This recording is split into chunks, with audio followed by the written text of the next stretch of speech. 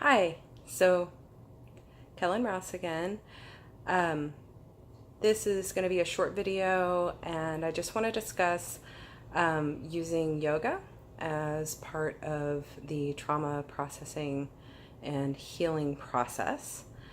As I'm sure you know, if you've been watching these videos, I am doing EMDR, which is a type of trauma processing therapy. And my therapist suggested that I also do trauma informed body work. So, when people say body work, it can mean a few different things. One of those things is Reiki, which is a little woo for me, actually, a lot woo for me. And I didn't really want to go down that path. Another is massage. And I've actually found that I have issues with massage because my muscles are so tight all the time that in order to get into them, massage therapists tend to bruise me. And my trauma therapist told me that that's actually sort of like re-traumatizing the body and isn't really helpful for someone who's dealing with trauma. To get like deep tissue massage and really try to break up those knots if it's leading to bruising. So I chose to do trauma-informed yoga. And I was pretty confused at first about what trauma-informed yoga means, and I did a lot of research and tried to find out information on it. And it's not easy to find, or it wasn't easy for me anyway, to find a lot of information about trauma-informed yoga and to find a teacher here in Houston where I live. So I tried out someone who I know who is a very talented and seasoned yoga teacher, and it didn't work out.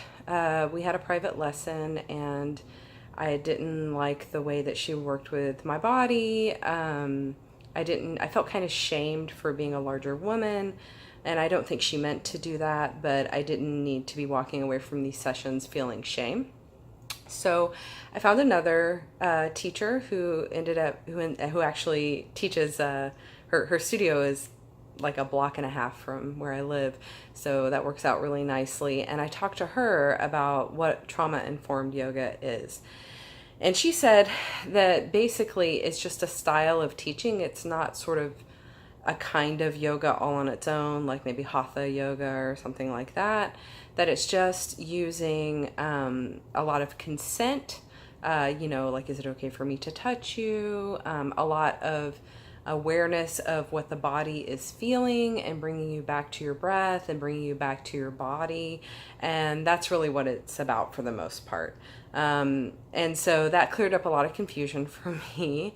And so I've been doing yoga at home by myself. I really like to do yoga with Adrienne.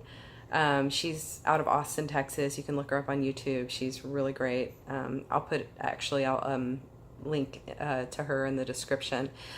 She has all different kinds of yoga routines. She has 30-day, sort of boot camps or whatever. And she also has stuff like yoga for self-respect and yoga to open the heart and the hips. And so right now I've been tending to do, sort of 20-25 minutes every day, generally in the morning. And I've been choosing the gentler yoga that is meant primarily for opening and stretching. And then also I've been going to classes with the yoga teacher that I mentioned earlier. The idea behind doing this body work is that when you are a trauma survivor, especially if that survivor had any sort of physical element to it, like sexual abuse or physical abuse, that your body becomes a place that's unsafe. And you have to learn to be safe in your body again, and to yoke, and that's what yoga means, yoke, to yoke the mind and the body, because your mind basically learns to dissociate from your body in order to stay safe. And what can happen is things like obesity or other kinds of health issues, because you're not really inhabiting your body. I mean, you are technically, but your mind is elsewhere, and you don't do what you should for your body. So this is just like I said, just a little short video to kind of give you an idea about something else that I'm doing. It's not just about going to EMDR.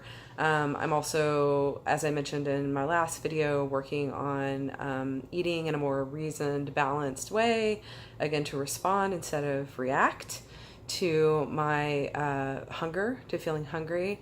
And then secondly, I am doing short periods right now of yoga every day to try to get to where I feel comfortable in my body again, and where I can trust my body again.